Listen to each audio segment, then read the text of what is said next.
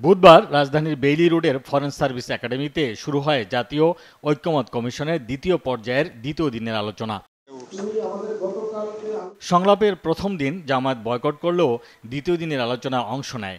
আলোচনার শুরুতে এনসিসি গঠনে রাজনৈতিক দলগুলোর সমর্থন চান কমিশনের সহসভাপতি আলী রিয়াজ। যে এই বিষয়ে আজকে আলোচনায় আমরা বড় রকমের অগ্রগতি অর্জন করতে পারব। বৈঠকের বিরতিতে সাংবাদিকদের সঙ্গে কথা বলেন জামায়াতের নায়েবে আমির সৈয়দ আবদুল্লাহ মোহাম্মদ তাহের। এ সময় তিনি জানান, জাতীয় সাংবিধানিক কাউন্সিল গঠনের পক্ষে মত দিয়েছে দলটি।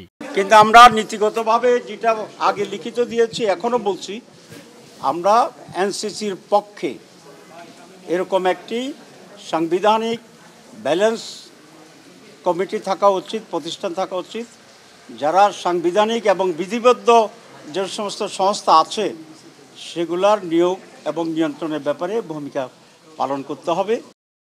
লন্ডনে তারেক রহমানের সঙ্গে প্রধান উপদেষ্টার বৈঠক, নির্বাচনে লেভেল প্লেইং ফিল্ড নিয়েও কথা বলেন এ জামায়াত নেতা। বিভিন্ন দেশের সরকারের সাথে প্রধান বিরোধী দল বা পার্লামেন্টের প্রতিনিধিত্বকারী দলগুলোর সাথে মিটিং হয়, কারণ তখন তাদের একটা স্ট্যাটাস ডিফাইন্ড। তো এখানে বহুদলীয় গণতন্ত্রের 100-এরও বেশি দল আমাদের দেশে আছে। তাহলে তো এমন এক কালচার তৈরি হবে, উনি যার সাথে কথা বলেন একটা জয়েন্ট স্টেটমেন্ট করতে হবে। আমরা মনে করি এটা নজিরবিহীন ছিল এবং এটা প্রপার ছিল না। এছাড়াও বিভিন্ন রাজনৈতিক দলগুলো জাতীয় সাংবিধানিক কাউন্সিল গঠনের পক্ষে বিপক্ষে তাদের বক্তব্য তুলে ধরেন।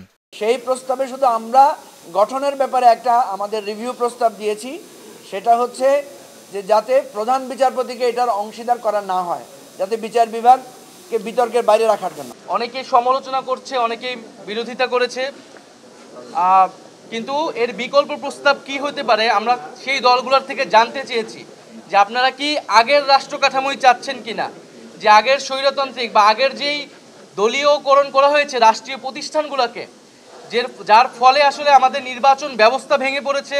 এখনো পুরো ঐকমত্য হয়নি, আমরা আলাপ আলোচনা করছি।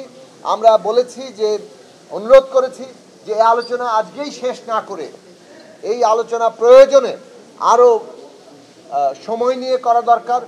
জাতীয় সাংবিধানিক কাউন্সিল এনসিসি গঠনে বেশিরভাগ রাজনৈতিক দলের সঙ্গে মতবিরোধ রয়েছে বিএনপির। তবে বৃহস্পতিবারও চলবে এ আলোচনা। Ashikul Alam, SA TV, Dhaka.